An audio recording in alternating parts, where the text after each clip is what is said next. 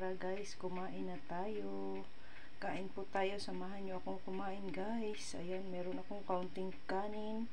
Ayan, ang nakikita nyo guys ay hindi adobo, yan ay humba. Ayan, humba. Yan ay tenga ng baboy guys.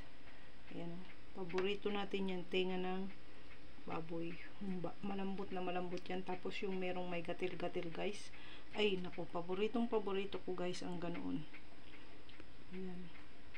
Masarap din naman sa adobo yung ganyan na tenga ng baboy guys. Kumakain din ba kayo ng tenga ng baboy? Isa yan sa mga paborito ko na part, yung may gatil-gatil na may kunting laman na may kunting taba. Masarap. Mas meron na akong naka-prepared guys na isang tasa ng tubig. Ayan, isang tasa ng tubig na malamig. Ayan o, malamig na malamig guys.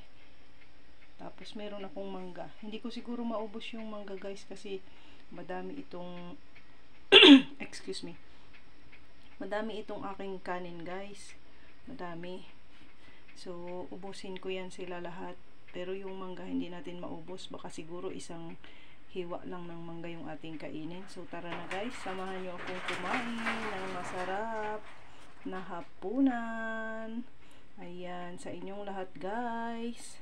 Thank you for watching. God bless you all and I love you all guys. Thank you. Bye for now.